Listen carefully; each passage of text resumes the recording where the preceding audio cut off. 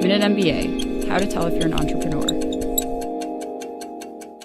1. You started young. As a child, you didn't just have a lemonade stand, you had a lemonade franchise and a toll-free number. 42% of all entrepreneurs launch their first business in childhood. And studies show that the earlier an entrepreneur starts their first business, the more likely they'll find success. Today, kids are born entrepreneurs, having traded in their newspaper routes and baseball cards for developing mobile apps. Like 14-year-old Robert Nay's Bubble Ball, which has over 9.1 million downloads. That's a lot of milk money. 2. You're a gambler. Ray Bradbury might have had the entrepreneur in mind when he said that living at risk is jumping off a cliff and building your wings on the way down.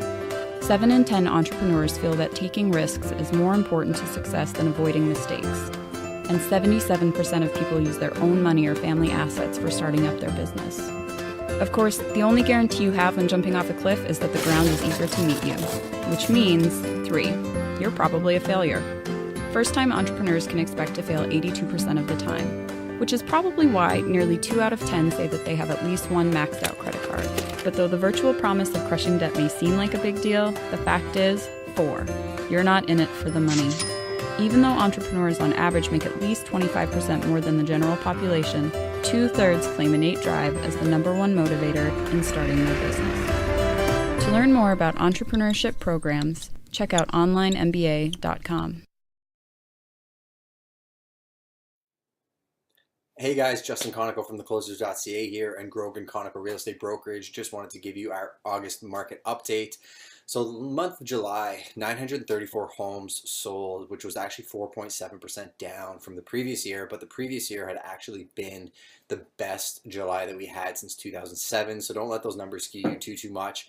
Market's been very active. The best selling type of home is actually a 2-story and then followed by a bungalow and then a ranch. Still a fun fact for you, and the average sale price of a home is $283,900 or $283,593. So London, Ontario is still considered to be one of the most affordable places to live in, and those numbers kind of reflect that.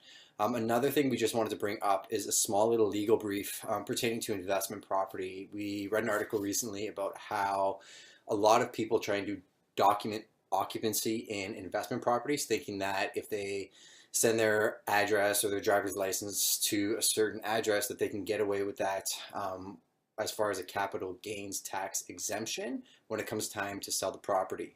What that means is if you own a piece of real estate that's an investment and you live in one of the units and it's your primary unit and you go to sell that, you're actually exempt from capital gains tax. But if you have a couple holdings and you're making a commercial profit from that and you go to sell them, you have to pay what's called capital gains tax because it's basically proceeds from running a business.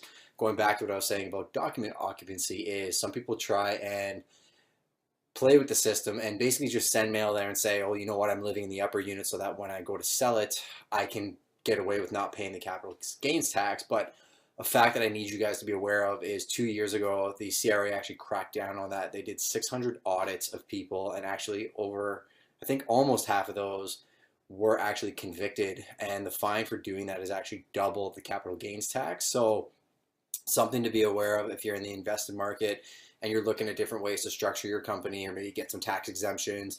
You know, maybe something to think about is sitting down with a good lawyer and structuring a company that's what they do. That's what the company does, and you can put the money back into the company and save your money taxes that way. There's a lot of different ways to skin that cat. Let us know. We actually have some really good professionals that can guide you along. As far as that's concerned, we could sell you guys the property and then we could set you up with the right people to make sure that you're getting all the exemptions you should get and paying, you know, the proper amount of tax versus not overpaying your taxes as well. So if you guys have any questions, you know, we're always here, 519-860-6547 or info@theclosers.ca. Take care.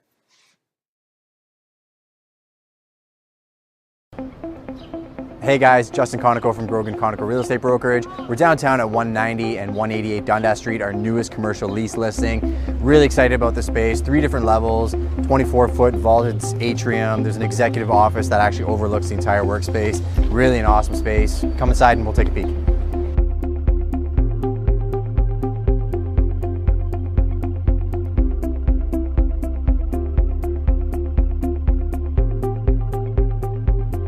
My vision for this particular building is to bring a business hub like a business incubator where digital media, any high technology that could be here downtown. We want bodies downtown. We want to see a vibrant downtown. Yeah, I think Mike's really working towards building a community. I've seen from the couple pieces of property and the things he's doing with them, piecing them together, it really is starting to all come together and create a different demographic. I mean, you stand on the corner of the street and you see all types of people walking up and down Dundas that 3 or 5 years ago weren't there. Interesting thing is,